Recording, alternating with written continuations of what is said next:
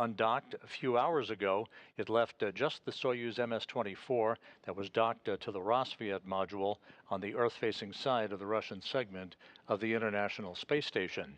And at the time of undocking, Expedition 69 formally came to an end, and Expedition 70 began under the command of Andy Mogensen that you see in the front row in this crew portrait, along with NASA's Jasmine Mugbeli.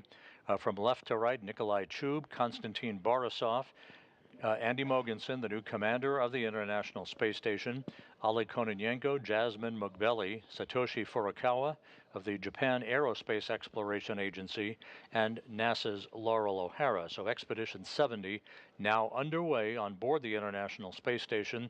The crew members on the station conducting some experiments and some housekeeping in the wake of the departure of Rubio, Prokopiev, and Patelin. Meanwhile, in Kazakhstan, which is the focus of attention, the NASA and Russian landing teams are about to take off from the airstrip in Zhezkazgan, the intermediary staging site for today's recovery operations. They will be taking off in Russian Mi-8 helicopters, making their way in about a 35-minute flight to the landing site in south-central Kazakhstan. They are also accompanied by all-terrain vehicles and an Antonov 26 fixed-wing aircraft that is serving today, as it always does for the Soyuz landings, as an airborne data and communications relay center, relaying data and voice from the crew once it approaches the landing site back to the Russian flight control team in Korolyov.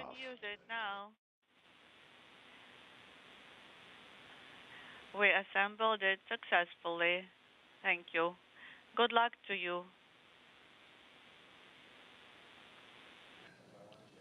A few weeks ago, Frank Rubio, who is the new all-time record holder for the longest single spaceflight in U.S. history, had an opportunity for a brief chat with the former record holder, NASA astronaut Mark Vande Hei, whose record stay of 355 days in space was eclipsed back on September 11. Let's take a look at that quick conversation between Rubio and Vande Hei about tips that Vande Hei provided Rubio about today's entry and landing. Since it's been a long time since your Soyuz instructors talked to you about landing and what to do, I'm going to remind you about a couple things that I might have made a mistake on. I succeeded with keeping my mouth shut when we hit the ground. That was a good thing, so I didn't bite my tongue off. And but make sure you do keep your head in the seat. You will have the strength to be able to lift your head off the seat. So when you're tempted towards the end to check how far above the ground you are, don't do that, because it might creep up and get you before you thought it was there, because you do hit just as hard as everybody says you do. Yeah, the good thing about that is that I'll have some help, because I think my spine has extended just enough that I kind of am wedged into my seat liner, so I shouldn't move very much at all. Frank Rubio, a medical doctor, and now the new record holder for the longest single spaceflight. Once the deorbit burn occurs, as you see in this animation, it will slow the Soyuz down by 128 feet per second, allowing it to drop out of orbit. The pyros will fire about 27 minutes later to separate the three sections of the Soyuz vehicle, the descent module that the crew is strapped in, ready for entry, the only piece of the Soyuz that survives with its heat shield pointed in the direction of travel. About 15 minutes before touchdown, parachutes will deploy from the Soyuz in a carefully choreographed sequence that will enable the Soyuz to gently sway toward the landing site in Kazakhstan. Just a few seconds before touchdown, the soft landing engines will fire in a final braking maneuver, and the Soyuz will have touchdown. Again, the touchdown point about 90 miles to the southeast of Zhezkazgan, in a remote area on the steppe of Kazakhstan, where the Russian search and recovery forces, comprising the Rosaviatsia Civil Patrol, will be waiting, along with RSC Energia personnel, to begin the extraction of the crew from the Soyuz spacecraft. Once out of the spacecraft, the crew will be placed in reclining chairs, comfortable chairs, to enable them to have a few minutes to regain their equilibrium. They will be feeling the tug of gravity against their bodies for the first time in more than a year today. They will then be carried in those chairs to a nearby inflatable medical tent for medical exams and an opportunity to take their Sokol launch and entry suits off and get into more comfortable flight clothing. They will be then carried to 3 waiting helicopters, Mi-8s, Russian Mi-8 helicopters, for a 2-hour flight back to the staging city in Karaganda, Kazakhstan, where they will split up, Rubio boarding a NASA jet for a flight back to Houston, and the 2 cosmonauts, Prokopiev and Petelin, boarding a Gagarin Cosmonaut Training Center aircraft for their flight back to Star City, Russia, and their training base outside of Moscow.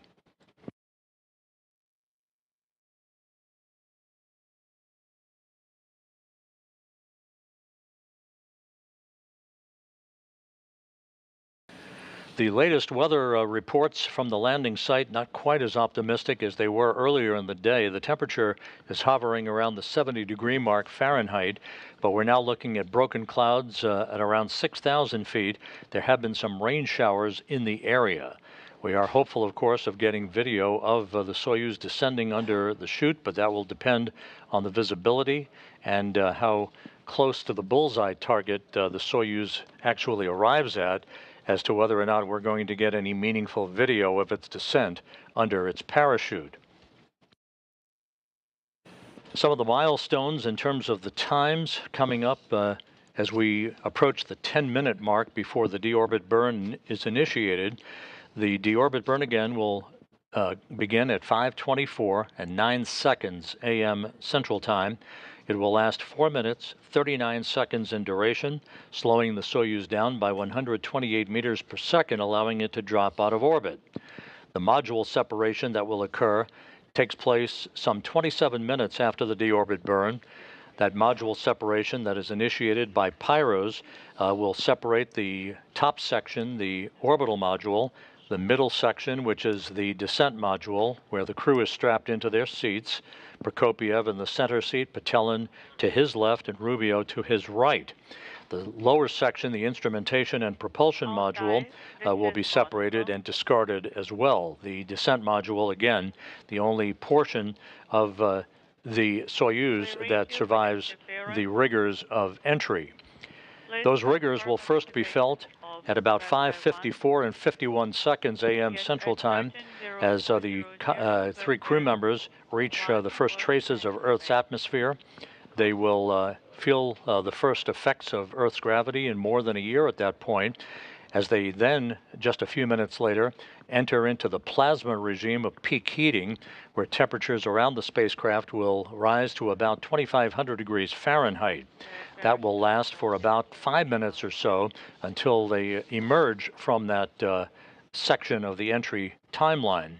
Maximum G loads on the crew will build up to about 4 to 5 Gs against their bodies before the command is sent to open up the parachutes at an altitude of 6.7 miles. That will occur at 6:03 and 13 seconds Central Time, 7:03 a.m. Eastern Time. This parachute deployment sequence is triggered by a pressure sensor at an altitude of 41,000 feet. At this point, the parachute cover is jettisoned by pyros and springs that pull out 2 extraction chutes, which in turn pulls out the drogue chute. That in turn pulls out the main chute. This all takes about 20 seconds to occur. Then, at some 21,000 feet in altitude, another pressure sensor starts a timer that triggers the remaining events in the landing sequence. At 18,000 feet, commands will be issued to jettison the heat shield. That's about 3 minutes after parachute deploy. Those commands also inhibit the entry thrusters and opens valves to vent all of the hydrogen peroxide fuel for the entry thrusters and oxygen in the life support system tank. If we have video at that time, you'll see a white vapor. That is normal. That white vapor is a combination of hydrogen peroxide and oxygen venting into the air. The The purpose of this is to safe the vehicle for landing so that the search and recovery forces that will be landing sequentially in their Russian Mi-8 helicopters after touchdown don't encounter any hazardous gases as they try to expedite the extraction of the crew from the Soyuz descent module. Maneuver and turning off the fans of the HISA, cooling and drying equipment. Copy that, and please continue reporting your status to us.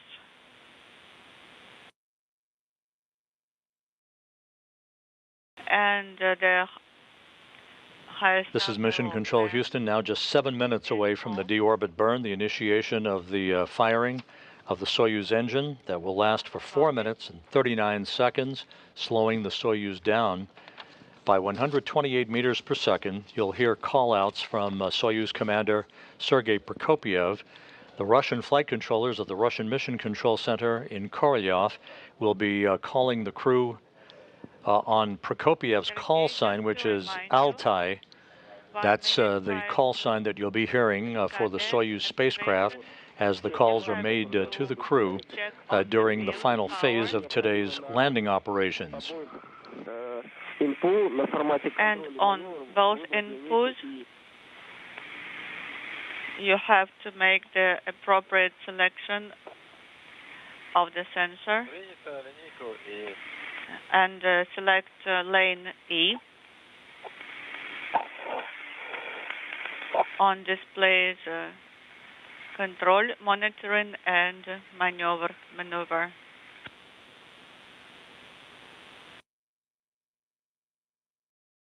The 3 crew members are coming home in the Soyuz MS-23 that was launched in February as a replacement vehicle for the damaged Soyuz MS-22 that Rubio, Prokopiev, and Petelin launched on over a year ago in September of 2022.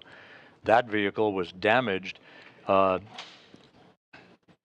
December 14th when it incurred a leak in its coolant system through its radiator. The coolant was depleted, thus rendering that Soyuz MS-22 unusable for the return of the crew. The Soyuz MS-23 was launched in February unpiloted, made an automated docking to the Prishal module on the Earth-facing side of the Russian segment of the International Space Station. The MS-22 was then undocked without a crew on board and returned to Earth for a landing in Kazakhstan in the same vicinity that these 3 crew members will be returning for a touchdown a little less than 1 hour from now.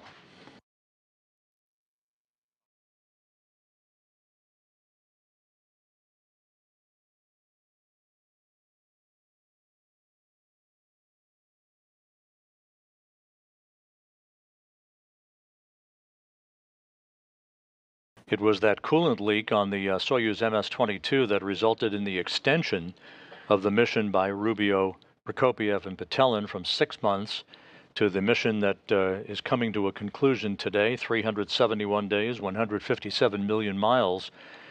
Again, Rubio comes home with the longest single spaceflight in U.S. history, and this becomes the 3rd longest spaceflight ever, behind Valery Polyakov's 438-day mission to the Mir space station, followed by Sergei Avdeyev's Mir mission of 380 days.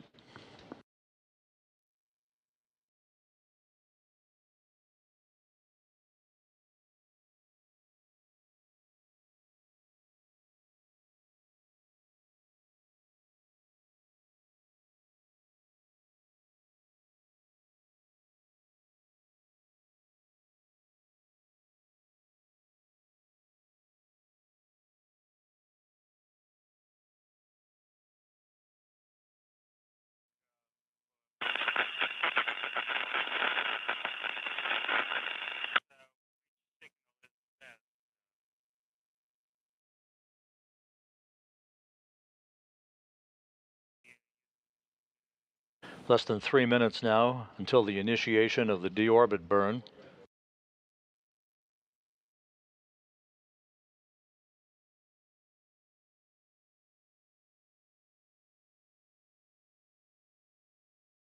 At the time of the deorbit burn, the Russian Mi-8 helicopters with the NASA Russian landing team will be taking off in sequential fashion from the airstrip in Zhezkazgan, the intermediary staging site for tonight's landing operations. An Antonov 26 fixed-wing aircraft will also be in the area. This airborne fleet will be conducting a racetrack pattern, flying around the landing zone, awaiting the arrival of the Soyuz vehicle. And immediately after touchdown, those helicopters will begin landing in sequential fashion to enable the recovery teams that are comprised of Rosaviatsa, the Civil Air Patrol Agency, as well as RSC Energia, to approach the spacecraft, make sure there are no toxic gases emanating from the Soyuz vehicle so that they can begin the process of opening up the hatch and extracting the crew.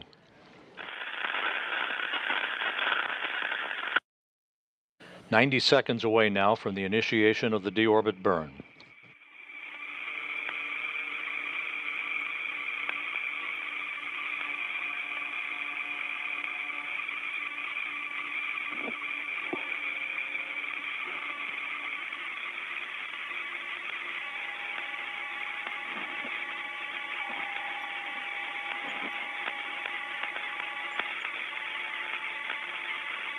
Минута до включения двигателя. 1 minute to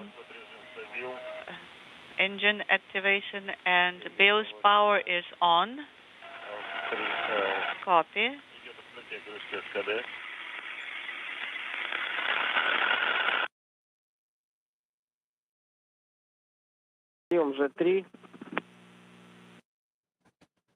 Russian flight controllers now intently watching their data, 30 seconds away from the start of the deorbit burn.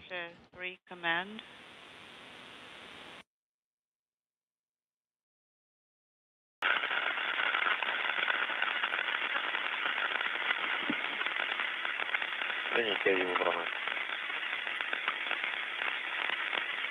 Inaudible. Standing by for the beginning of the deorbit burn.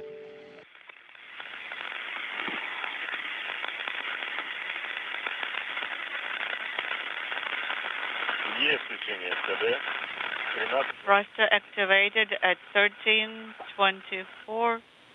And the confirmation has been received that the deorbit burn is underway.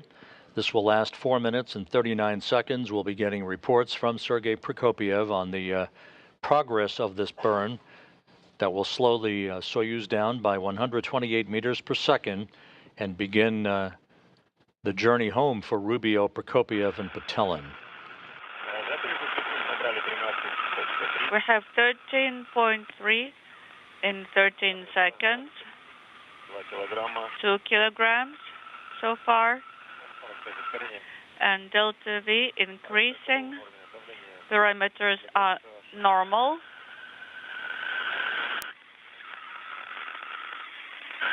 Good reports so far on the progress of the burn.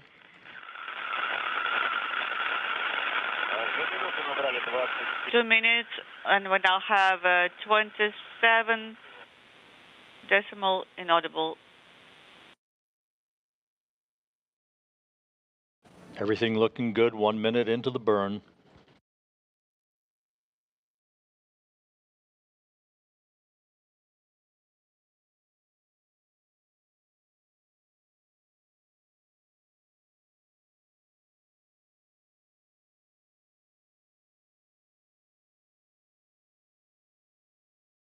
Three minutes left in the deorbit burn. Everything proceeding as planned.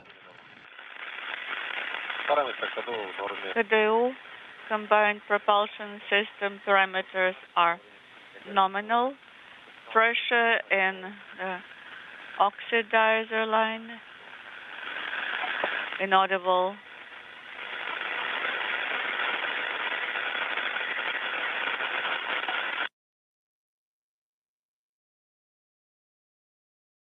Pressure in the fuel line. 2 minutes, 10 seconds into the burn.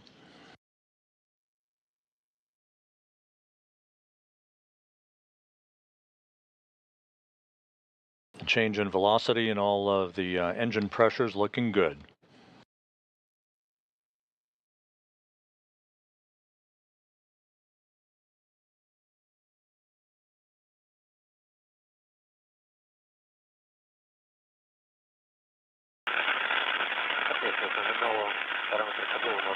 Parameters are nominal.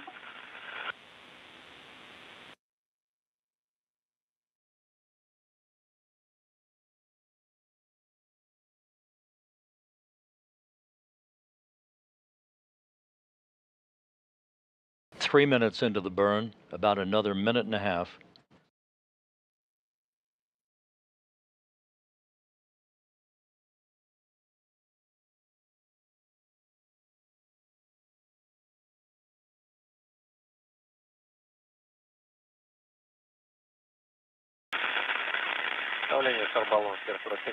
Pressure in the spherical tank is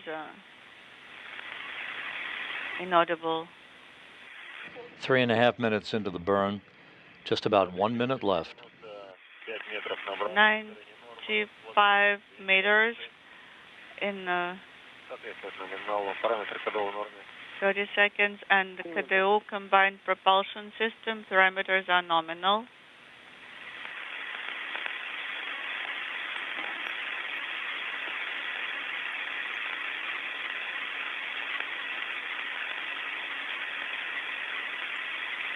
Отработали 4 минуты. 4 minutes into the burn.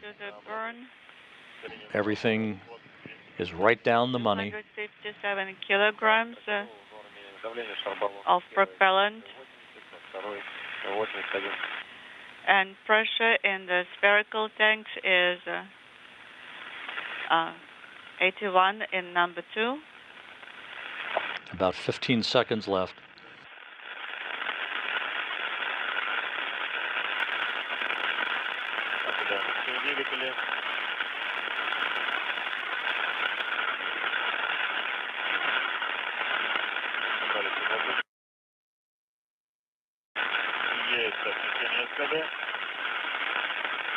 And the deorbit burn is complete and perfectly normal. 4 minutes, 39-second braking maneuver.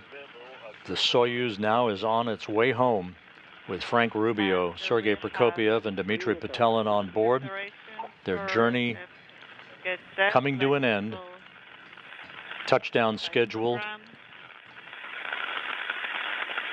about 48 minutes from now.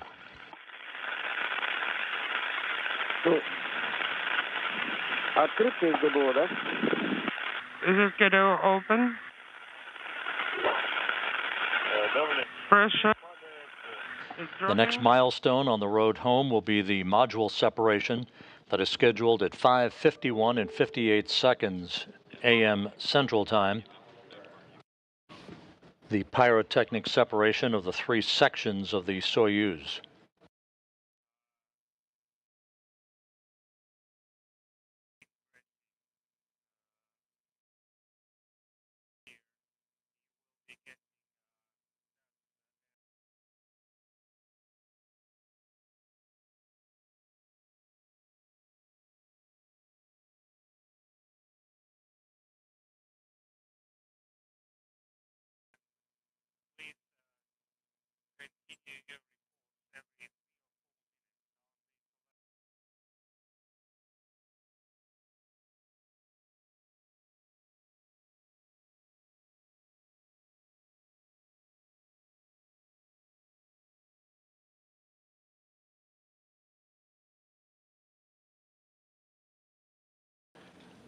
Just to recap, the Soyuz MS-23 on its way home following the deorbit burn that was just completed successfully. Perfect timing, good pressure, good deceleration of the Soyuz, enabling it to begin to slide back out of orbit into the Earth's atmosphere. This coming in the wake of the undocking of the Soyuz from the Prishal module earlier this morning at 2:54 a.m. Central Time, 3:54 a.m. Eastern Time.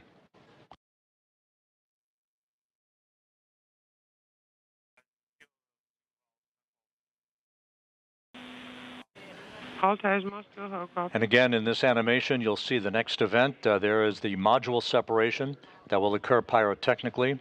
The descent module, where the crew is located, will enter the Earth's atmosphere. Temperatures around the spacecraft will build to about 2,500 degrees Fahrenheit, heading toward the landing site in Kazakhstan. A series of events will deploy a drogue chute and then a main parachute about 15 minutes before touchdown. The chute deployment sequence will occur, setting the stage for the firing of the soft landing engine just about 1 or 2 seconds before touchdown. That is planned to be about 90 miles to the southeast of the town of Zhezkazgan. The Russian Mi-8 helicopters are airborne now, heading for the landing site, which is about a 35-minute flight. They will arrive in a circular racetrack pattern around the landing site that you see there, the bullseye mark, moving from southwest to northeast, passing just south of Baikonur, the cosmodrome where the Soyuz launches take place. Most recently, Laurel O'Hara launching with Oleg Kononenko and Nikolai Chub on the Soyuz MS-24 spacecraft. They're now part, of course, of Expedition 70. The weather at the landing site right now is showing broken clouds at about 6,000 feet, light winds, temperature around 69 degrees Fahrenheit, and some rain showers in the area. So it is questionable as to what our visibility will be of the spacecraft descending under the parachute. We'll stand by, of course, and as soon as we have video from the landing site, we'll bring it to you.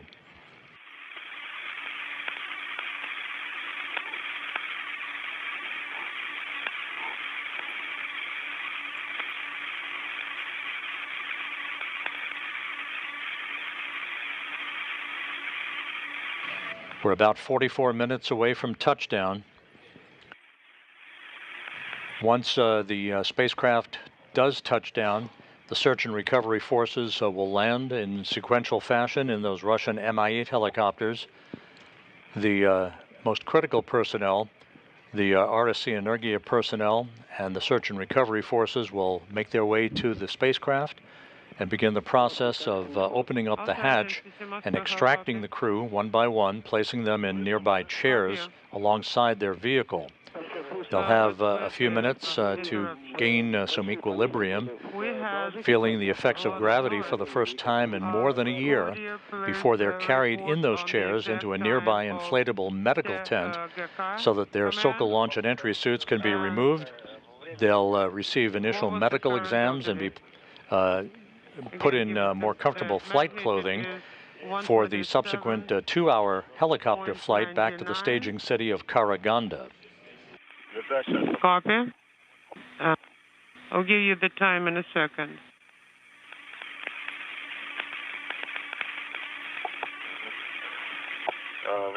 Okay, main engine cut off, command 132847. Copy. How copy? Yes, copy. Our specialists are working.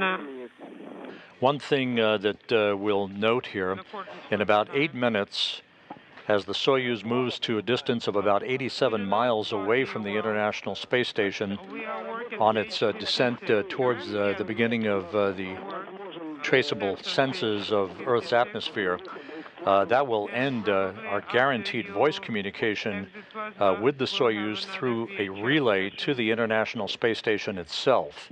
That VHF relay still in place and being heard, of course, by the Russian flight controllers at the Russian Mission Control Center outside of Moscow.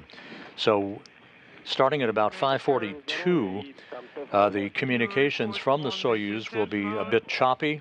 We may lose comm for a while, especially as the Soyuz descends into the peak heating regime for about 5 minutes.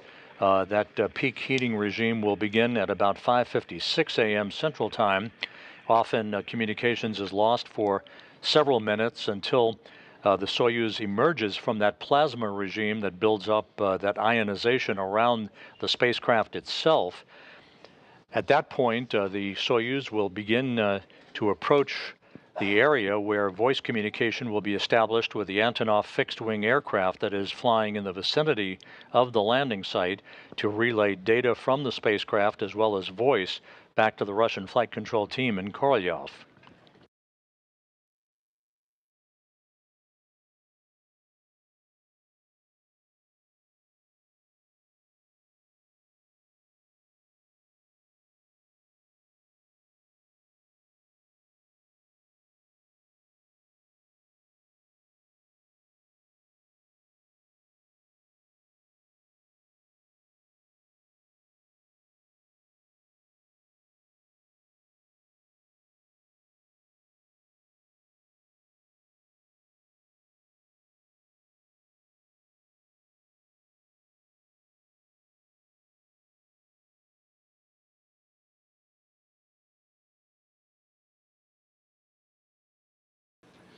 Three countdown clocks here in Mission Control are ticking backward towards major events that are upcoming. The separation of the three sections of the Soyuz about 14.5 minutes from now. The opening of the parachutes some 25.5 minutes from now. Landing now just under 40 minutes southeast of Zhezkazgan, Kazakhstan.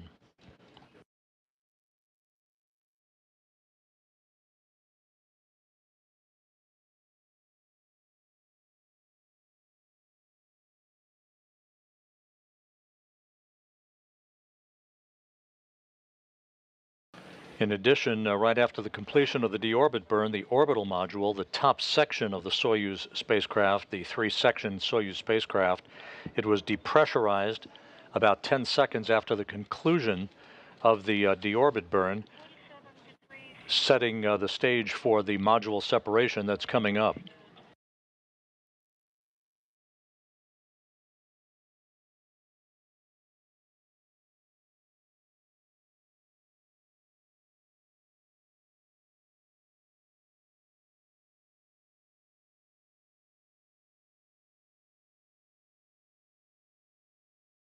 The precise landing coordinates being relayed to the crew on board the Soyuz. The current projection by the ballistics officers for the RSC Energia team at the Russian Mission Control Center shows the landing site at 47.20 degrees north, 69.39 degrees east. That is where the search and recovery forces will be positioned to greet the Soyuz crew following touchdown, which occurs now 38.5 minutes from now.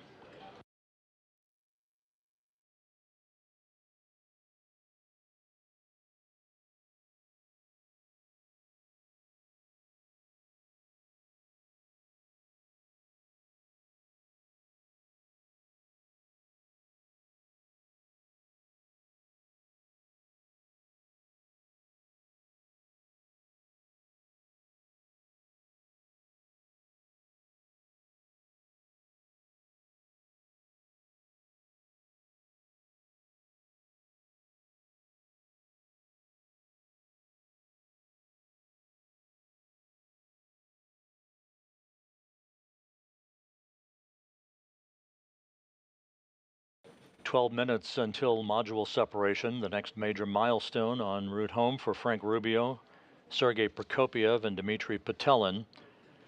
This trio was launched on September 21st, 2022 on the Soyuz MS-22 spacecraft that ultimately was damaged, losing its cooling capability through a coolant leak in its radiator, and was rendered unusable for the safe return of the crew.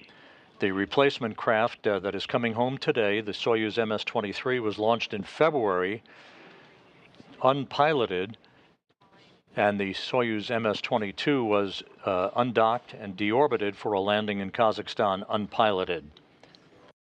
The coolant leak resulted in the extension of the mission by Rubio, Prokopyev, and Petelin that is coming to a close today after 371 days, the third longest spaceflight in human spaceflight history.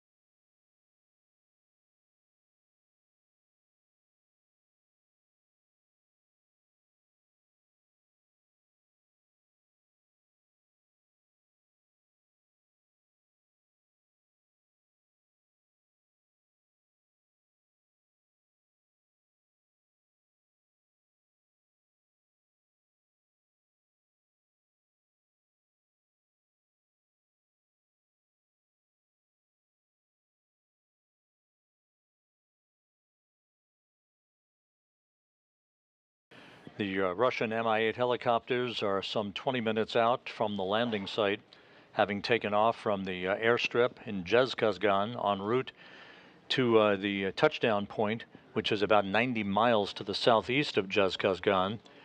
Those helicopters left Karaganda earlier this morning, several hours ago, flew 2 hours to Zhezkazgan to refuel, and now are en route to the landing site to begin the recovery of the 3 crew members.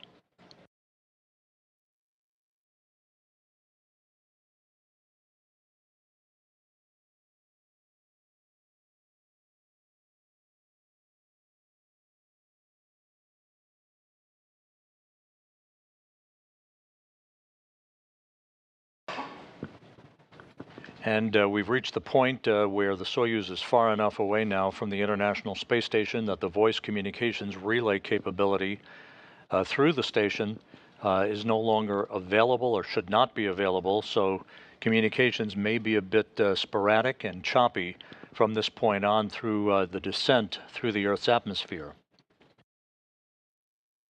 9 minutes until module separation.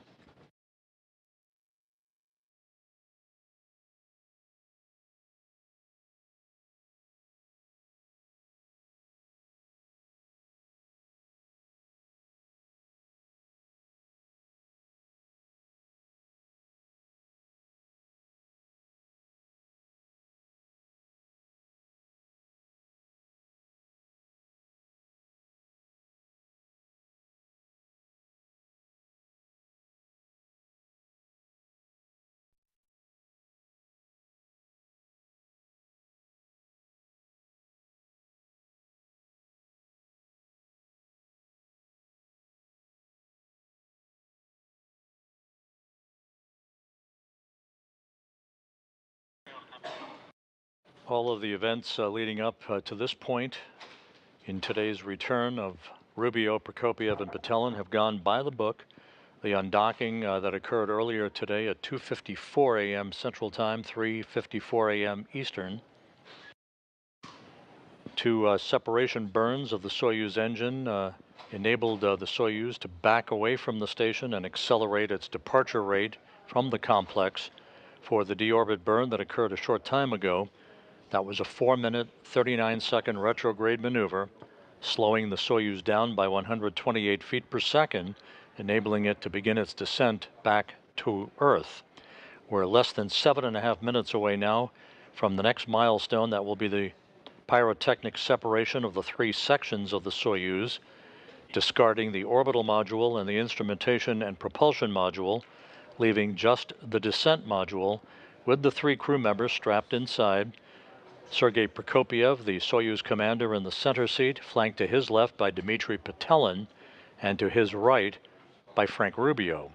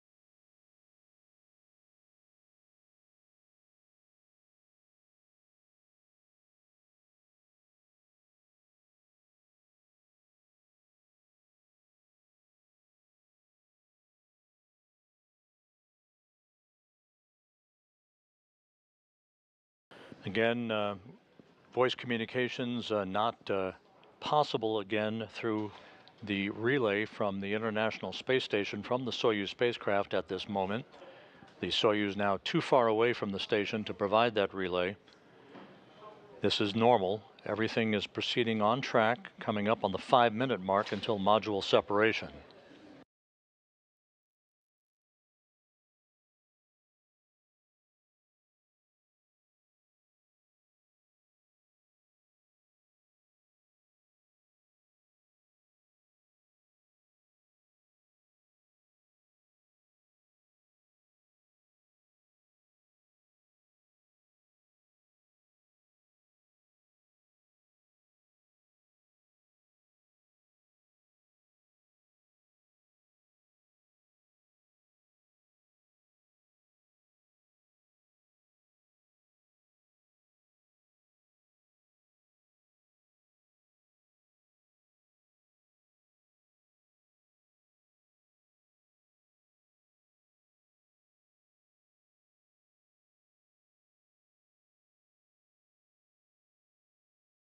Just to recap, the module separation is scheduled just a few seconds before 5:52 a.m. Central Time, 6:52 Eastern.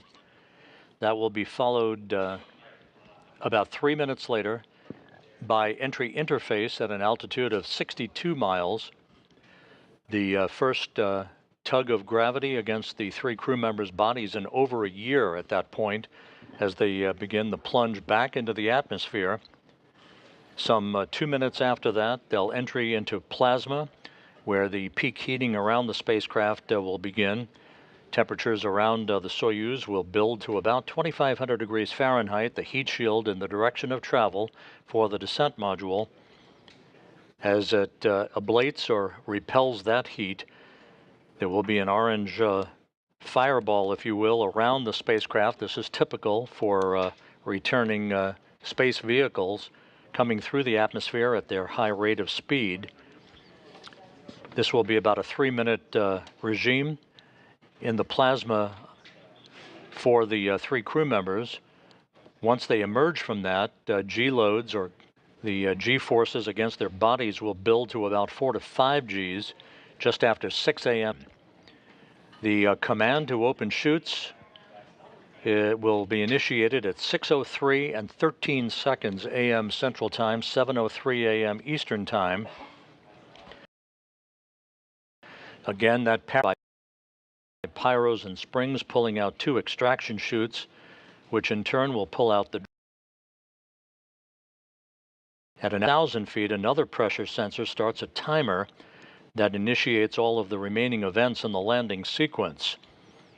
At 18,000 feet, commands will be issued to jettison the heat shield. That's about 3 minutes after chute deploy. Those commands inhibit the entry thrusters and open valves to vent hydrogen peroxide fuel for the entry thrusters and oxygen that is in the life support system tank. If we have video at that time, we'll see whether we will or not, but there will be a white vapor. That's normal. That's a combination of hydrogen peroxide and oxygen venting into the air to safe the vehicle for landing so that no hazardous gases are present when the search and recovery forces land in their Russian Mi-8 helicopters to begin the process of opening up the hatch to the Soyuz and extracting the crew.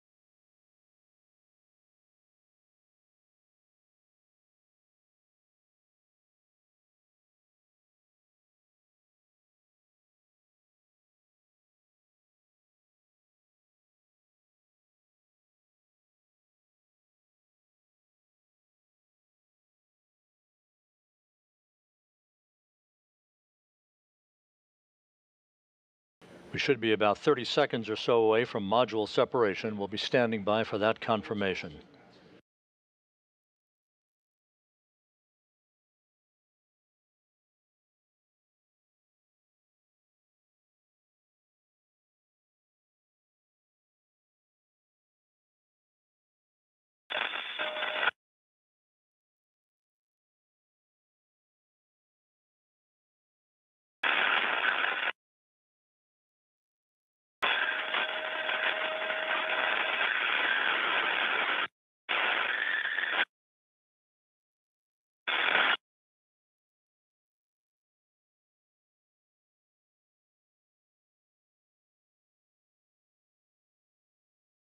And now reports having been received from the Russian Mission Control Center of a nominal separation of the three sections of the Soyuz.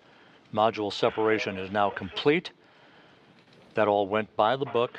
The next milestone about 3 minutes from now, and that will be the Soyuz hitting the top of the Earth's atmosphere.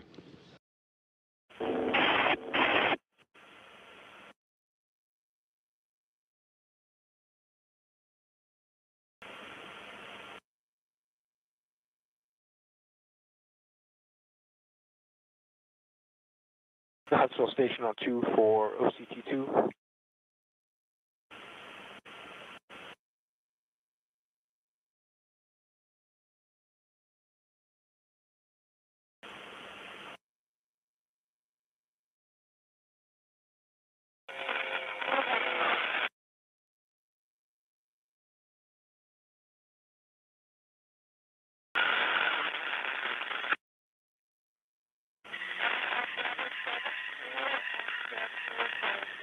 The Russian Mi-8 helicopters, part of the Rosaviatsa search and recovery forces, are nearing the landing site southeast of Zhezkazgan to move into a racetrack pattern, an oval-shaped pattern around the landing zone, awaiting the arrival of the Soyuz spacecraft, with touchdown scheduled about 23.5 minutes from now.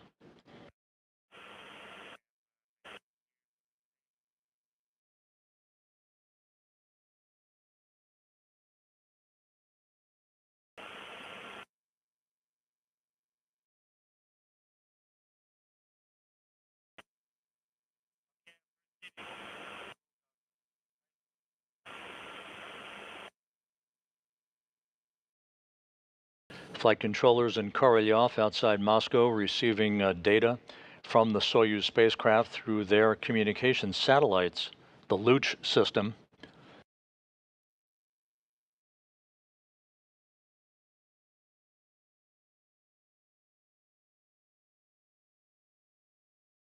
The Soyuz now has entered the Earth's atmosphere. The three crew members feeling the first effects of gravity on their bodies in 371 days.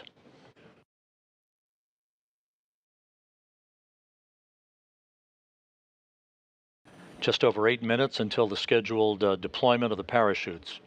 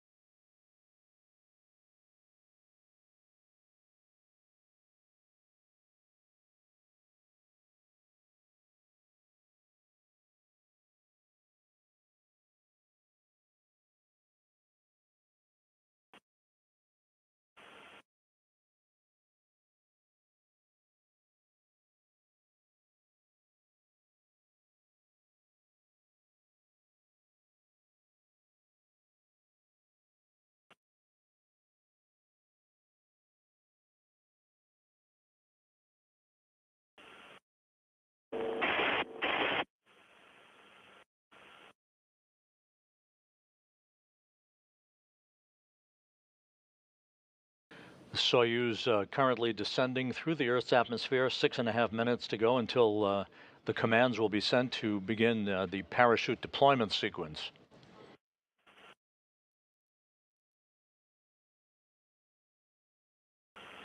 As expected, we are not receiving voice communication from the crew. This is typical at this point of the entry sequence. Once the spacecraft passes through the plasma regime, the period of peak heating, we should be hearing from the crew once again, with communications relayed through the Antonov 26 fixed-wing aircraft in the vicinity of the landing site.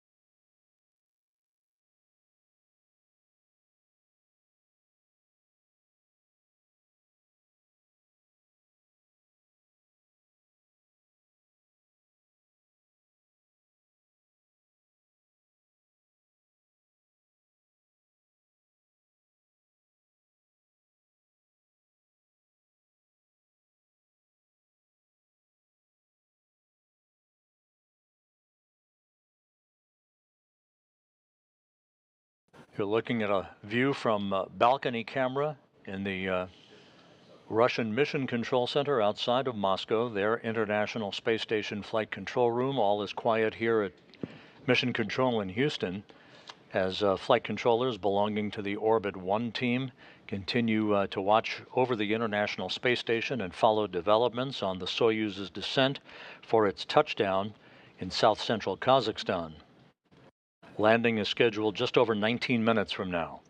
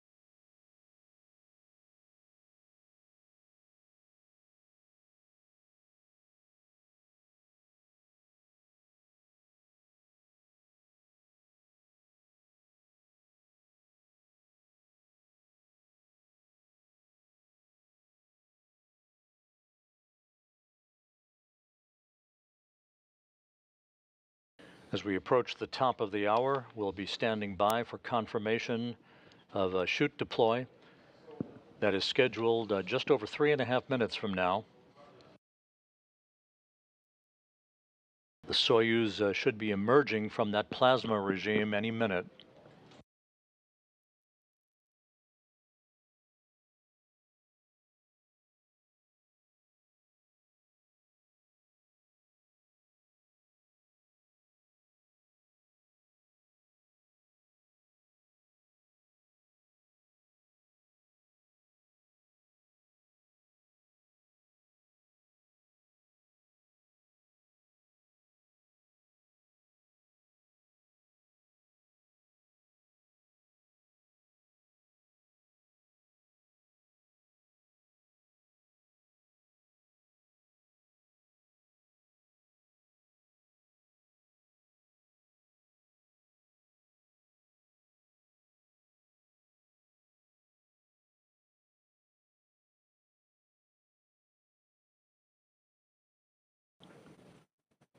Standing by for the emergence of the Soyuz from that plasma regime.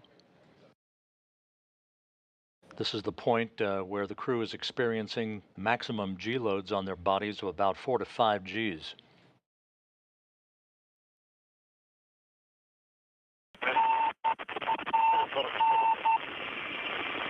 And there is that familiar beacon signal coming from the Soyuz MS-23. A report on maximum G. We have 4.4 maximum G load. Copy. Интеграл плюс 18. Integral Индекс кривой. plus 1.8. The index is along the curve. Режим АУС. Mode is automatic descent. Sergei Prokopiev, the Soyuz commander, reporting that everything is in great shape on board the Soyuz. The crew experiencing those maximum G loads, but they are through the plasma regime as we stand by just over a minute from now for shoot deploy. Notable and G load is decreasing. Good communication now being received from the Soyuz MS-23. Integer, please report if you read me. Yes.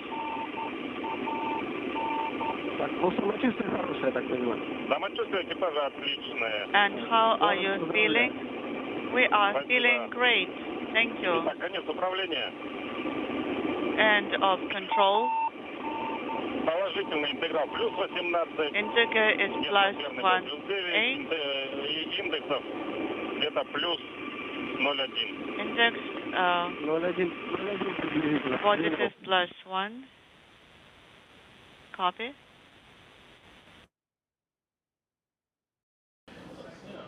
Sergei Prokopiev reporting that the crew is feeling well. Great news as the Soyuz MS-23 approaches its landing site in Kazakhstan. Touchdown expected less than 14.5 minutes from now.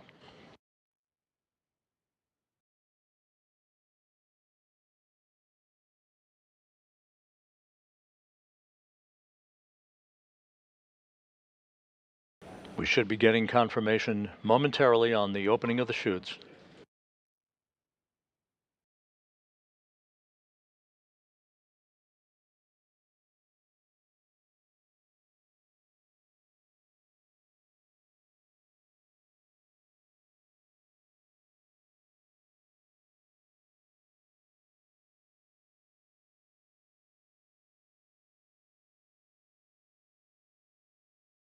The Russian Mi-8 helicopters, part of the search and recovery forces, are approaching on station in the landing zone around where the Soyuz will touch down 13.5 minutes from now. We should be getting confirmation momentarily on chute deploy.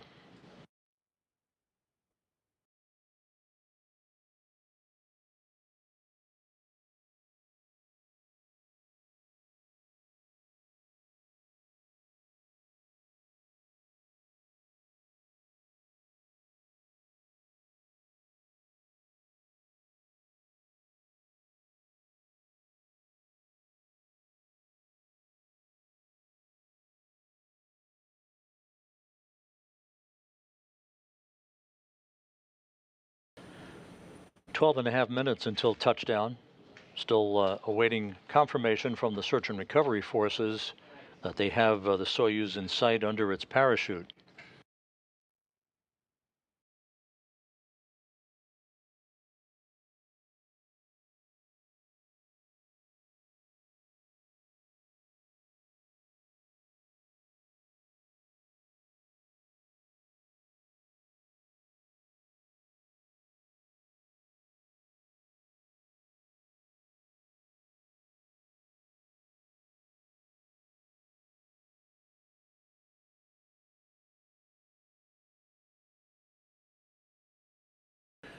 We now have confirmation that the Soyuz parachute has been deployed.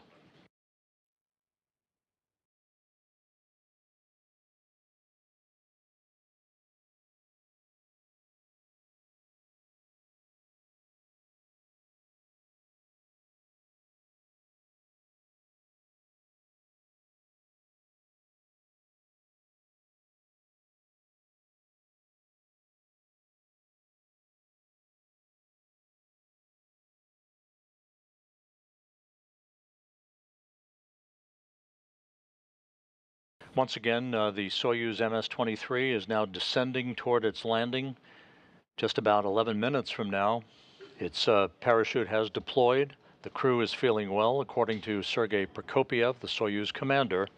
All of the entry events have gone by the book to this point.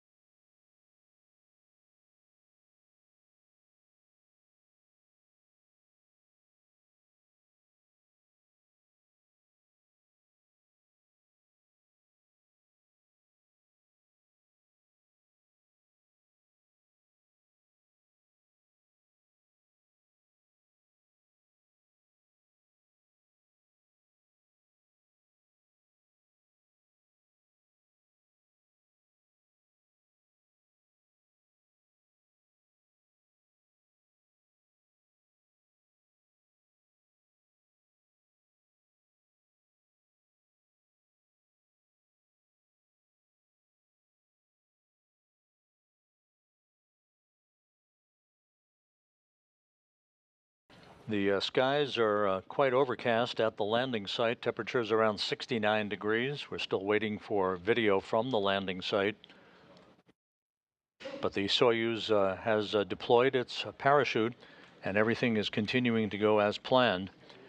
for an on-time touchdown just about 9 minutes and 40 seconds from now.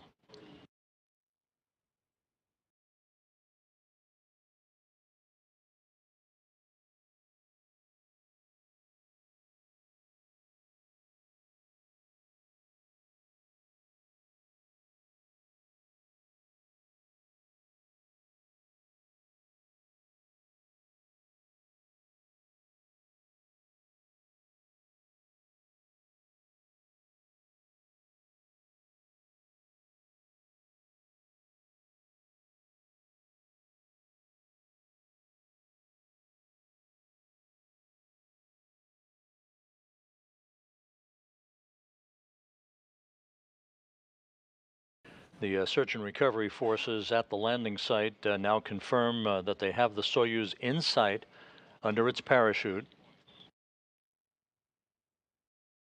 All of the events to this point have been a winner. Everything has gone according to schedule, and the crew, according to Sergei Prokopiev, the Soyuz commander, is feeling well. Just 8.5 minutes until touchdown.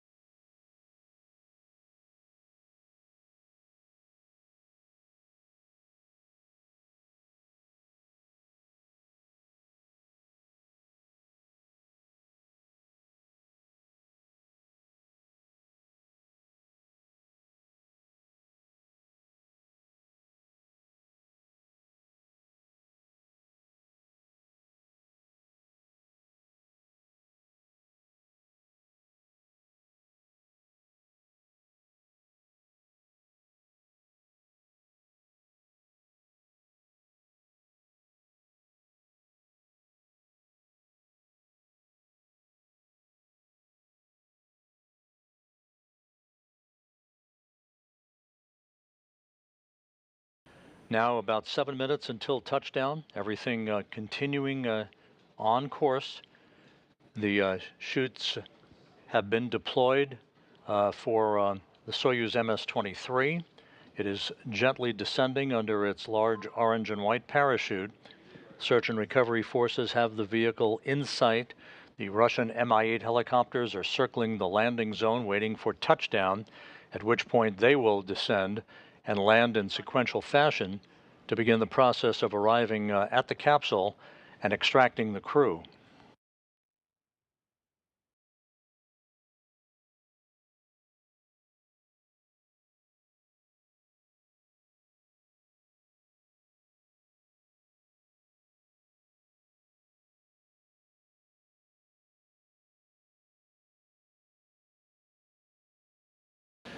And there's our first view of the Soyuz MS-23 under the chutes. 6 minutes until touchdown. This video is courtesy of Roscosmos.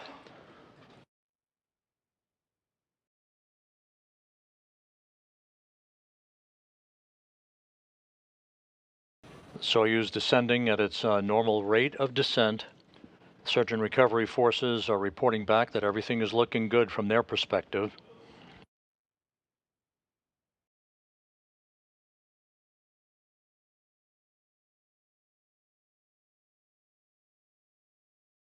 There were some rain showers in the area earlier today.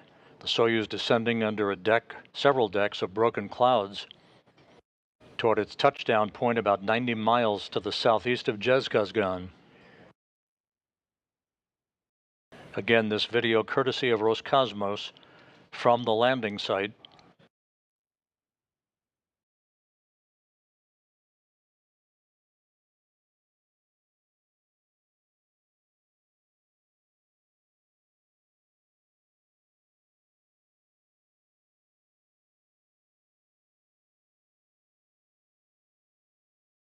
Inaudible.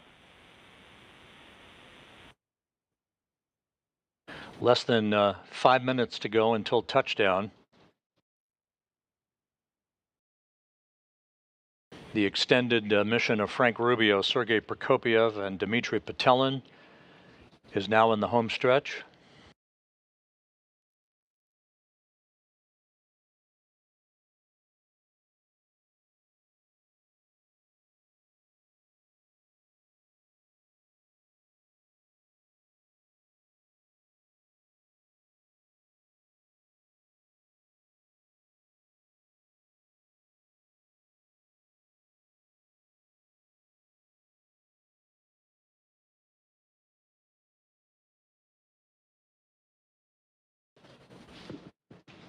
Once again, you're looking at the return of Frank Rubio, Sergei Prokopyev, and Dmitry Petelin after more than a year in space. Less than 4 minutes from touchdown on the desolate steppe of Kazakhstan.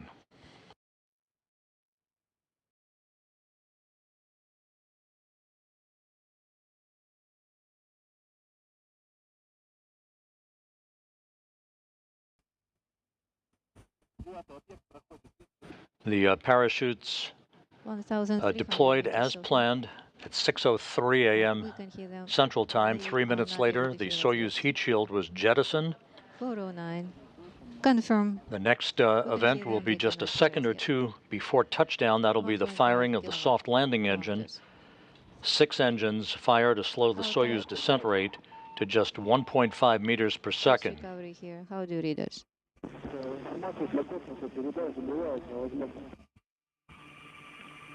Inaudible. We observe you. We have a visual.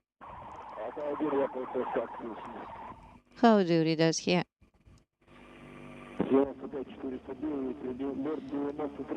495, 553. Search and recovery forces communicating directly now with Sergei Prokopyev, saying that they have a good visual on the spacecraft. Just over 2 minutes until touchdown. It has been 1,000 meters. We are not able to connect with them in audio yet. We can hear them, they are not hear us yet. It has been 1,000 meters. We hear them, they are not. Less than 1,000 meters from touchdown.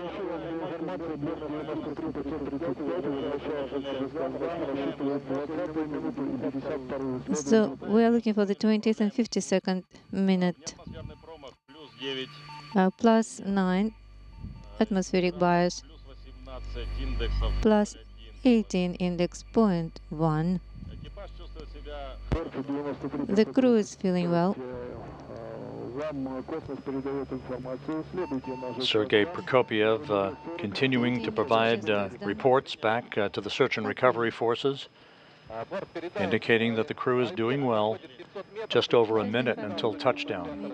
The crew is doing well. Let them know. Cosmos 9549. For your information, the object has passed 500 meters and feeling well. 690 is out. The search and recovery helicopters are circling the landing zone. We might see one of those helicopters come into view shortly, as the Soyuz is less than 500 meters off the ground. We have come with the crew and they're feeling well. Prepare. 100 meters to ground. 100 meters to go, the crew being told to brace for touchdown. Object getting close to touchdown. Object touchdown. Touchdown confirmed at 6:17 a.m. Central Time. Rubio's record ride comes to an end as he, Prokopyev, and Petelin return to Earth after a 371-day, 157 million-mile journey at the International Space Station. The third longest flight ever in human spaceflight history is over with a pinpoint landing on the steppe of Kazakhstan. Altai. Search and recovery here. How do you read? Понял.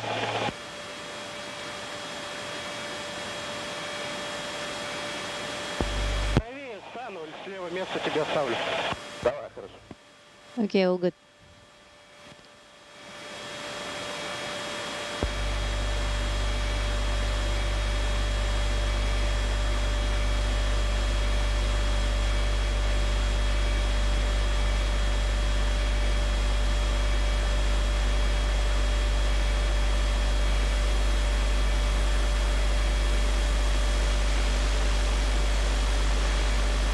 Once again, Soyuz MS-23 has landed on the steppe of Kazakhstan. A bullseye touchdown for the three crew members, Frank Rubio, Sergei Prokopiev, and Dmitry Petelin. 409, how do you read?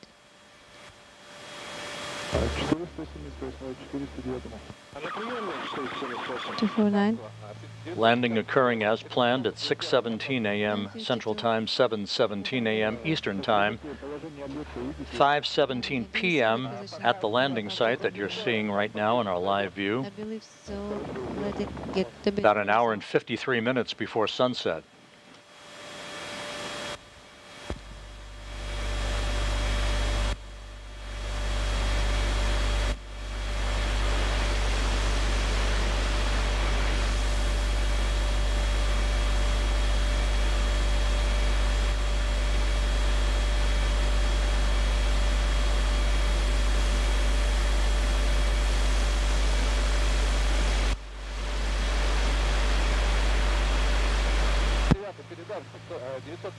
на земле. 952 is on the ground. The Russian Mi-8 helicopters are now descending What is it? in sequential fashion to arrive in the vicinity of the spacecraft. You can see one of those helicopters in view.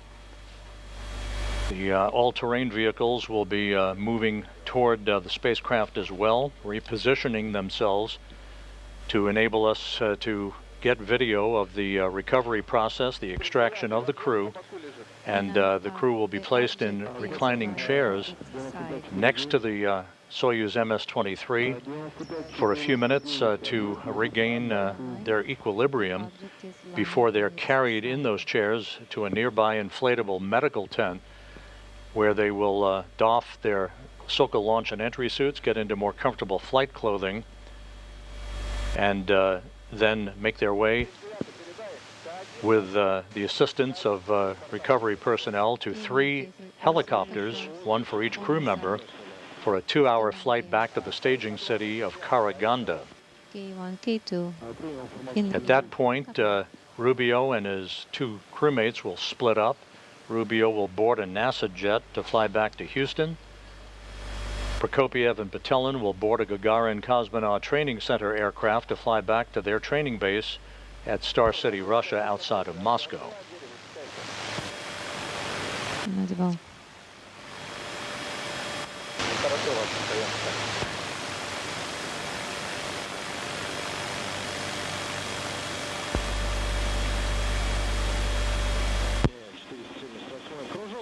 For 77, I will circle one more time. Okay.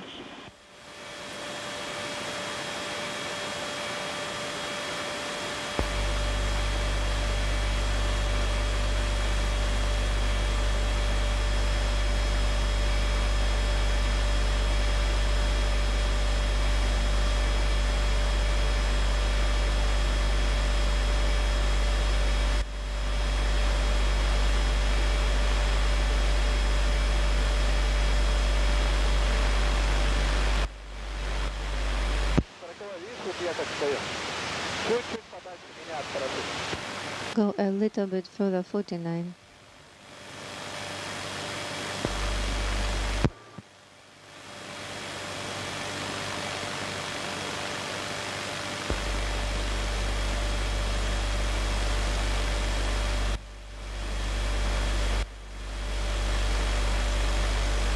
In this view, you can see Russian Mi-8 helicopters landing in the vicinity of the spacecraft that's just out of the field of view. The all-terrain vehicle that carries this television equipment that you saw the landing from will be repositioning itself a short time from now and make its way to the Soyuz as it documents for us. And hopefully we will be seeing the extraction of the crew and the crew being placed in those reclining chairs by the capsule.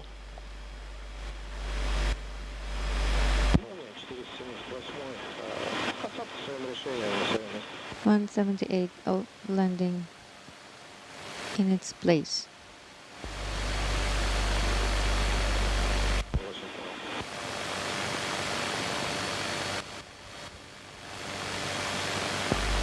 At the Russian Mission Control Center in Korolyov outside Moscow, the Russian words "Jest Posadka," they've landed, and a greeting welcoming Frank Rubio back after his record-setting mission for an American astronaut of 371 days in space.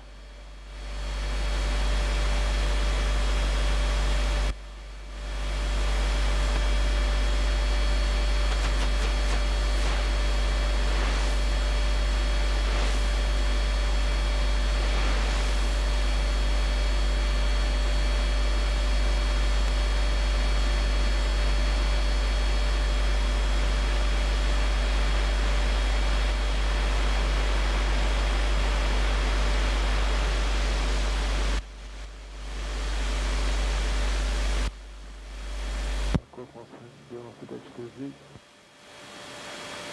95-409, группа села и координаты.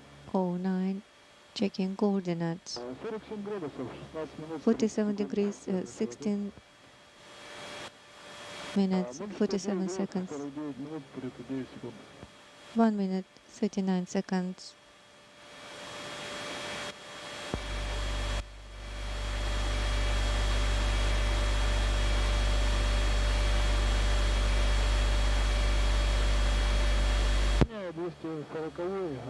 This is 240.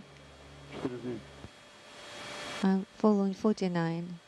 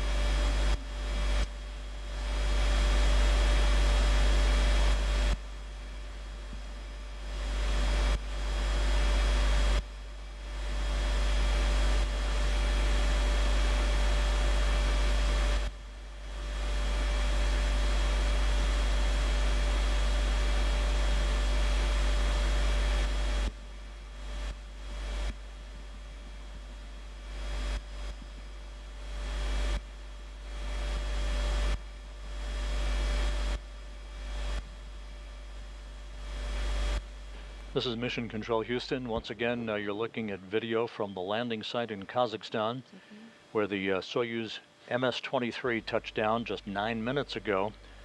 The Russian Mi-8 helicopters have landed in the vicinity of the spacecraft. They will soon approach the spacecraft to begin the process of opening up the hatch and extracting the crew. Touchdown occurred right on time at 6:17 a.m. Central Time, 7:17 a.m. Eastern Time. 24 bias.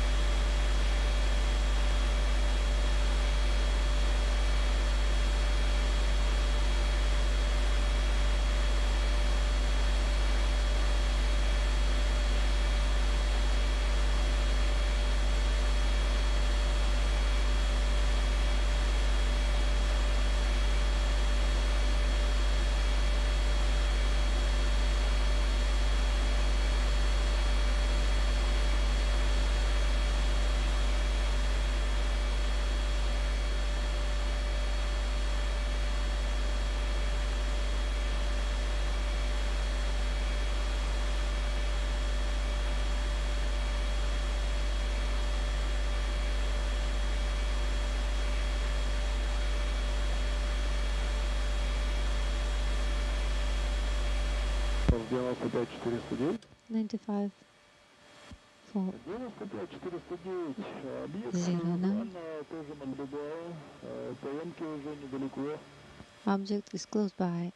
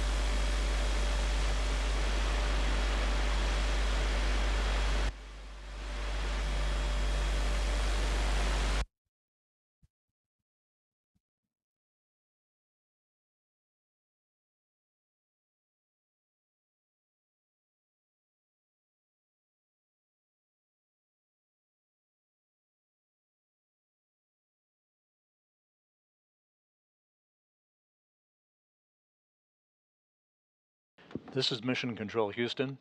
Once again, the greeting on the front screen of the Russian Mission Control Center, welcoming home Sergei Prokopyev, Dmitry Petelin, and Frank Rubio after their 371-day mission.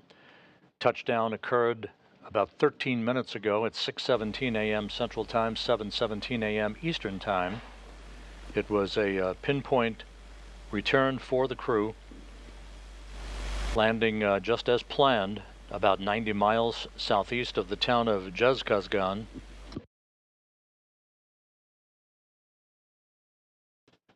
The Russian search and recovery forces, the Russian Mi-8 helicopters, have landed to begin the process of extracting the crew from the Soyuz. All of the events beginning with hatch closure late last night Central Time, followed by the undocking of the Soyuz from the International Space Station's Prishal module at 2:54 a.m. Central Time this morning, and the deorbit burn that occurred several hours later. All of those events went by the book. No issues whatsoever. Sergei Prokopyev reporting to the search and recovery forces in the final minutes before touchdown that the crew was feeling well and ready for their return to Earth.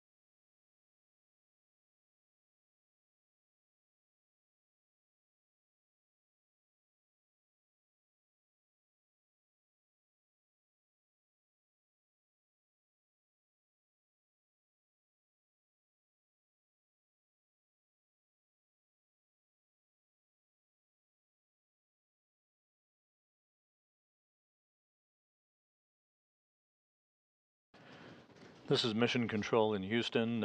We're still awaiting for video from the spacecraft at the landing site. The search and recovery forces are there. They are beginning the work to extract the crew from the spacecraft. So far, we do not have video alongside the spacecraft itself. The video resources at the landing site have to be repositioned from where they were to show us the touchdown that occurred about 18 minutes ago.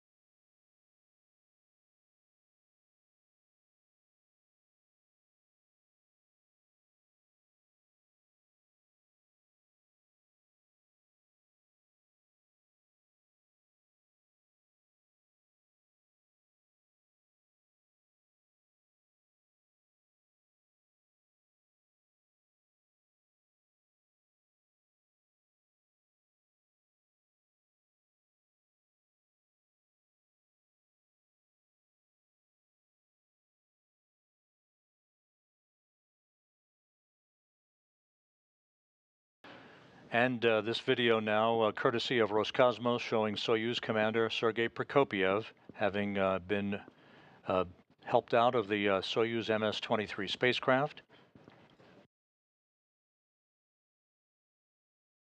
Once again, this video courtesy of Roscosmos. Sergei Prokopyev, who was strapped into the center seat of the descent module of the Soyuz spacecraft, always the first out. He'll be followed by his two crewmates here shortly. Touchdown occurred just 20 minutes ago at 6:17 a.m. Central Time, 7:17 a.m. Eastern Time, 5:17 p.m. at the landing site.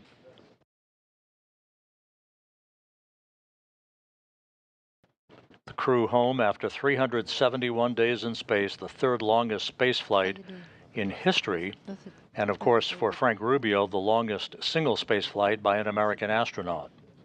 So did you realize that you are finally on the ground? It has been more than a year.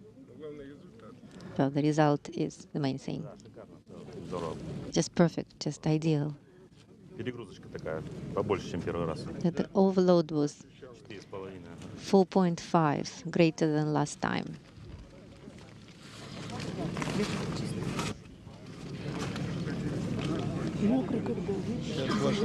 So wet. I'll take care of you. All good. I'll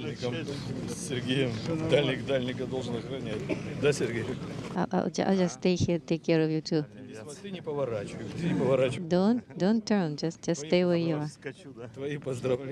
Don't jump. And we have seen all your greetings on Air Force anniversary. Yes, and we also worked with veterans of soccer teams here. Exactly. He has not changed at all. You look the same as when we were sending you off to space. So the data is ready. Prokopyev exchanging greetings with Some of the members of the search and recovery forces happy to see him for the first time in over a year.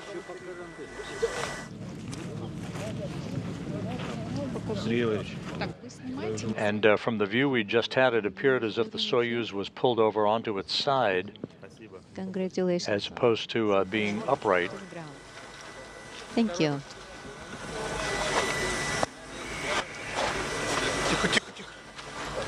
Easy, easy.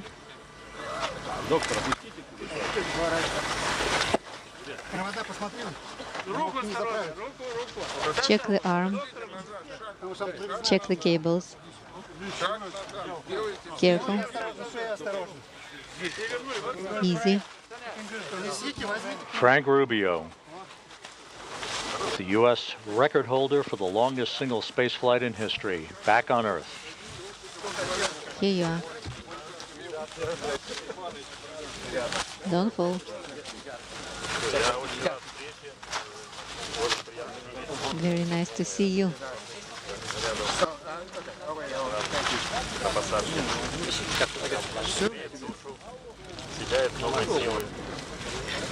So great.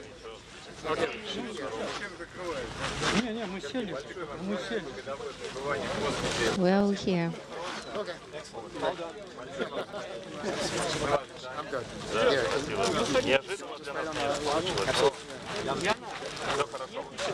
All went well.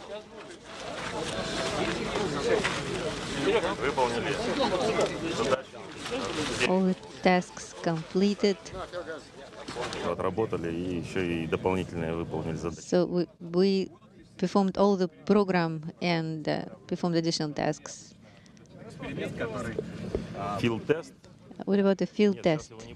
No, we're not going to have a field test now, but tomorrow we'll have a Soyuz constellation experiment that is going to be an interesting experiment on controlling manual descent. Thank you.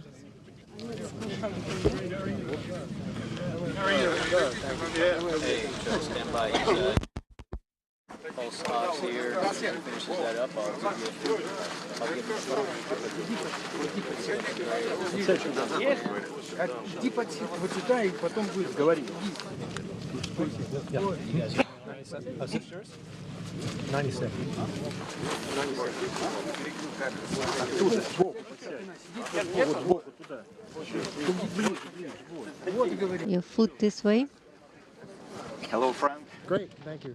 Great. It's good to be back. You were the doctor on the crew, mate.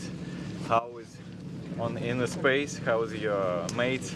Fantastic. Yeah, everybody did really well.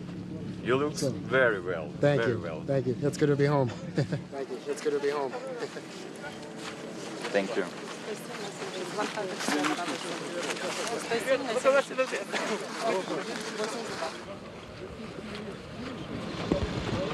Once again, the view from the landing site, right by the Soyuz MS-23. Frank Rubio on the left, Sergei Prokopiev on the right.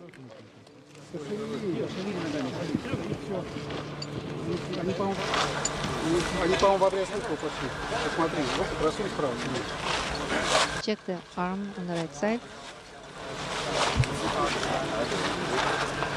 And Dmitry Petelin now being removed from the Soyuz spacecraft. Easy, easy here. Turn. Legs. Turn back. Remove cables.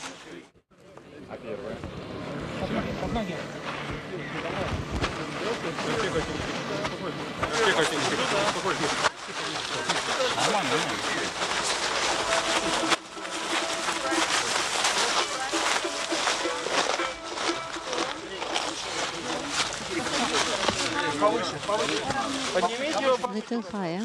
Move him a bit higher.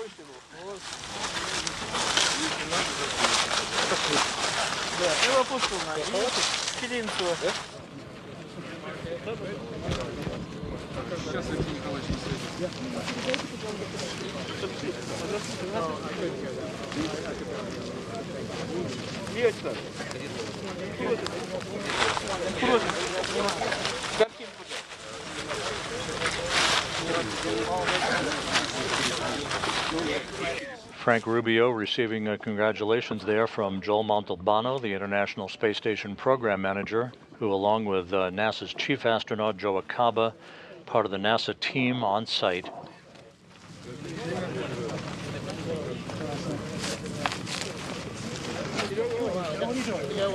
Come on, Joe.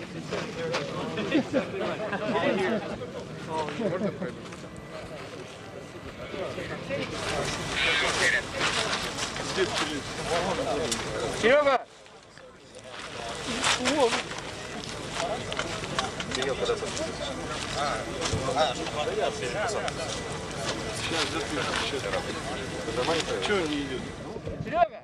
Sergey?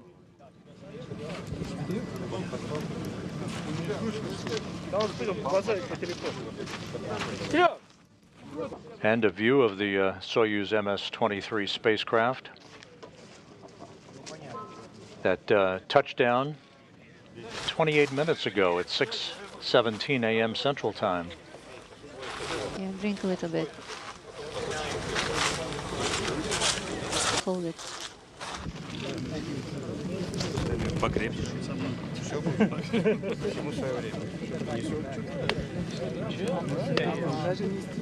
Everything is in due time.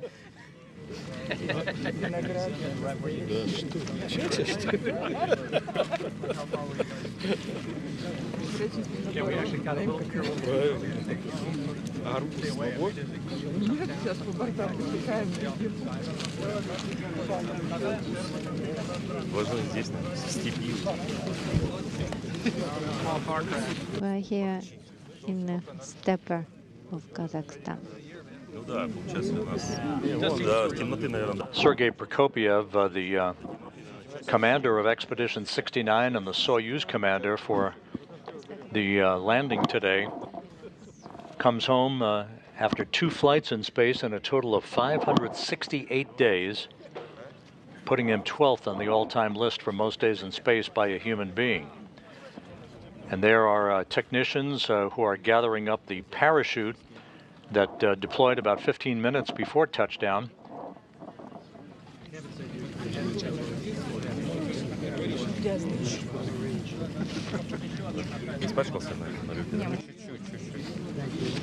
Still a bit dirty, that happens. All good. Do you want me to comb your hair? Меня слышно? Слышно, Миша? Да, слышно. Конечно. Ну я отрываю и говорю, идет к тебе. Я просто когда начал колбасить. Поворачивается. Пораньше. После филтеста. А также термочет шатоль примерно, да? Нормально, ничего удара не было. Такой. Приложила. So you had a, it was a bump, so did feel it. This is Mission Control Houston, continuing to receive video from the landing site in south central Kazakhstan. On the right, Sergei Prokopyev, the Soyuz commander and the commander of Expedition 69, which came to an end with the undocking of the Soyuz MS-23 this morning at 2:54 a.m. Central Time, 3:54 a.m. Eastern Time. Expedition 70 began. Prokopyev handing over command of the International Space Station to European Space Agency astronaut Andy Mogensen. Expedition 70 now well underway and will continue through the course of the fall time frame until Mogensen returns to Earth next spring with Crew 7. At about 300 meters, CAM was established again.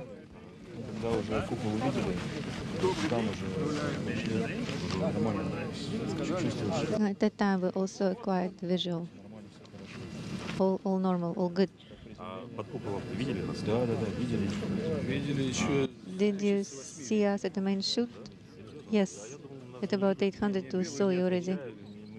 You were not responding well, but we were able to see you already. All great, all normal. Good numbers. 140 to 90.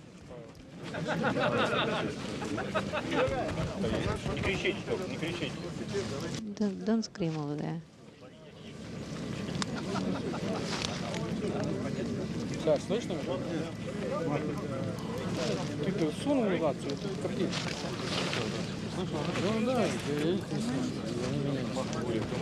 The next step for the 3 returning crew members, they'll be, as you look at the all-terrain vehicles that are on site, the 3 crew members will be carried in those chairs into a nearby inflatable medical tent to doff their Sokol launch and entry suits, get into more comfortable flight clothing, and then they'll be transported in those ATVs to 3 awaiting Russian Mi-8 helicopters to take off for a 2-hour flight back to the staging city of Karaganda to the northeast of the landing site.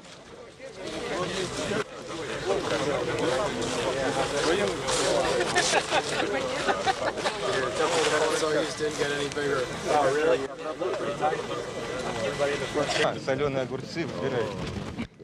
And maybe you want some pickles. Oh yeah. Maybe some succulent pork. That would be nice. Well, not right now, in about a week.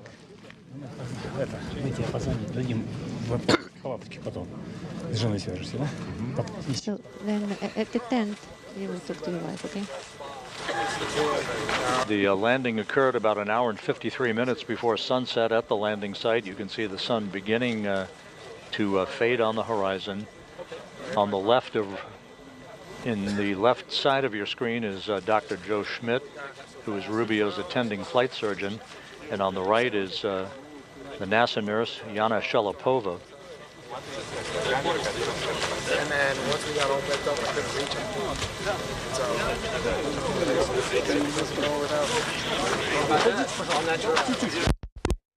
I'd rather not be. I mean, it doesn't feel terrible. Okay, they're bringing the watermelon for you.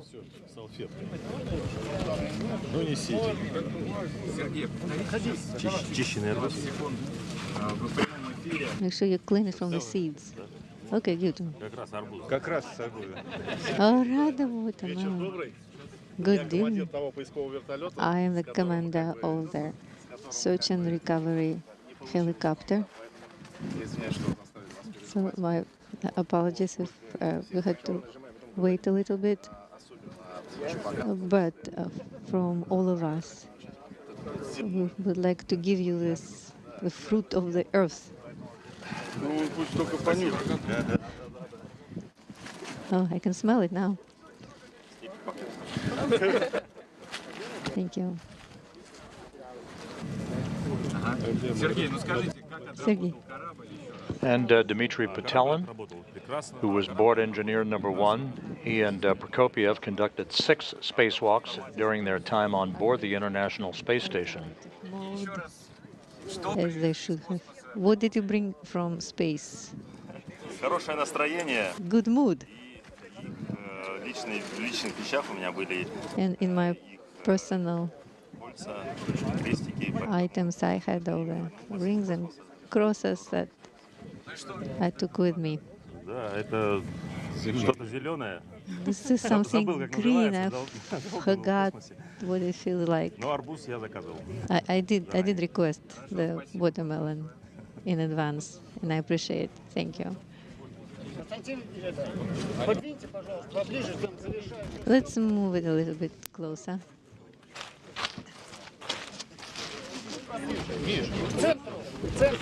Closer to the center.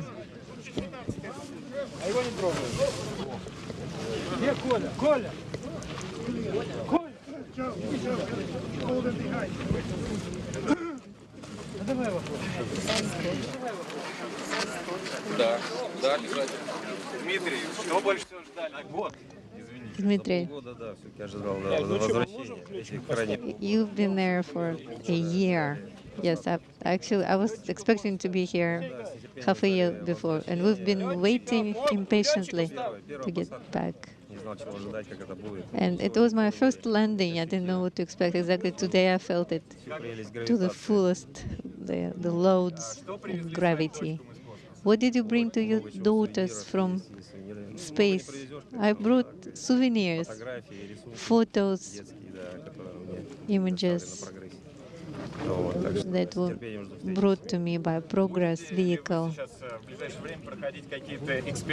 Are you going to follow some experiments right now as you returned as an operator?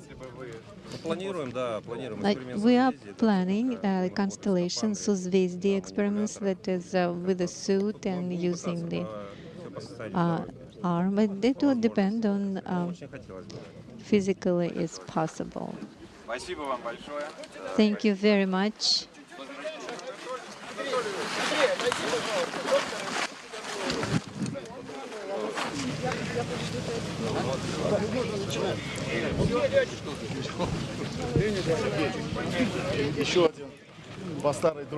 The crew members being presented with fruit at the landing site For you. and Matryoshka dolls. We can open it.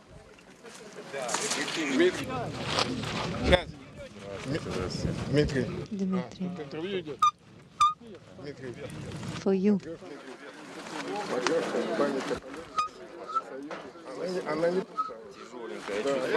That is a heavy one. A heavy wooden doll, Matryoshka. Thank you, and greetings to Kustanai friends. Now pilots.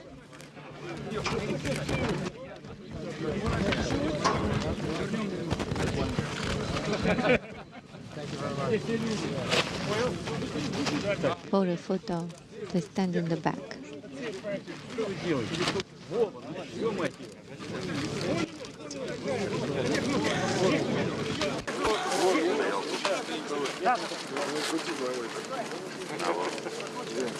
Those Matryoshka dolls bearing the images of each of the three crew members being presented to them by members of the search and recovery forces. I'm taking pictures of everybody. Oh, perfect. Very good.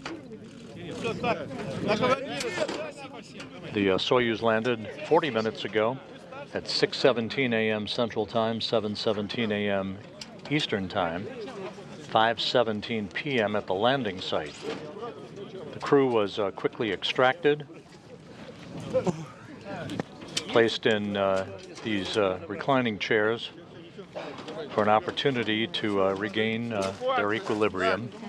They'll be carried in those chairs a short time from now into a nearby inflatable medical tent where they will doff their Sokol launch and entry suits, get into more comfortable flight clothing, receive medical exams, and then be flown on three individual helicopters 2 hours to the staging city in Karaganda, Kazakhstan, where they'll split up.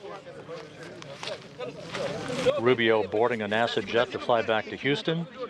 Prokopiev and Patelin boarding a Gagarin Cosmonaut Training Center aircraft to fly back to their home base, their training base at Star City, Russia.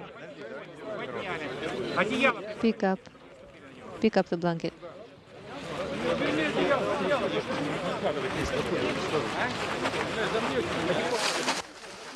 Prokopiev, thumbs up, being moved toward that medical tent.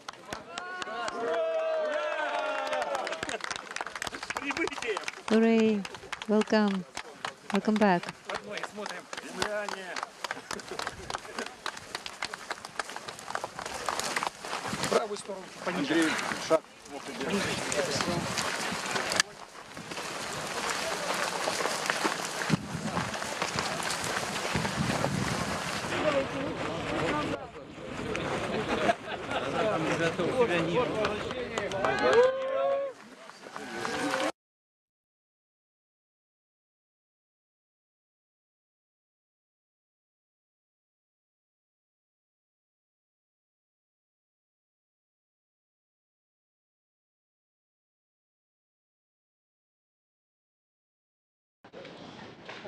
So with that, the three crew members being brought into the medical tent at the landing site following their pinpoint touchdown to complete a 371-day, 157 million mile mission, the longest space flight by an American astronaut, Frank Rubio, the third longest space flight in history.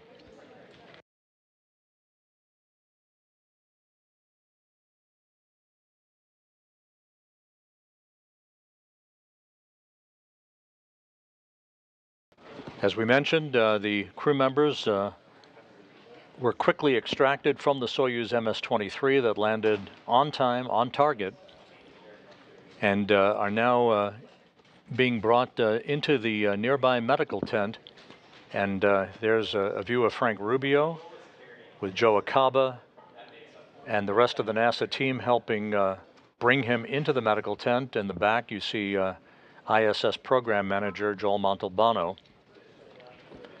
The crew will get out of those Sokol launch and entry suits.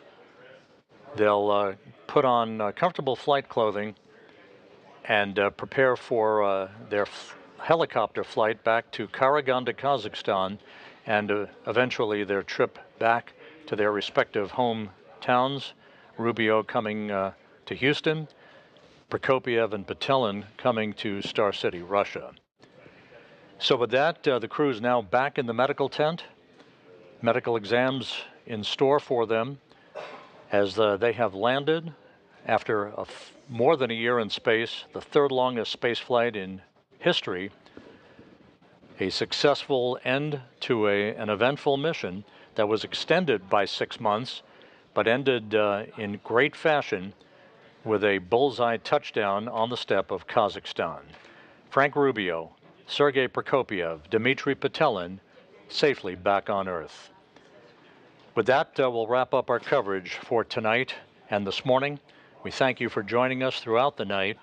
Stay tuned for more to come on the ventures of the Expedition 70 crew aboard the International Space Station.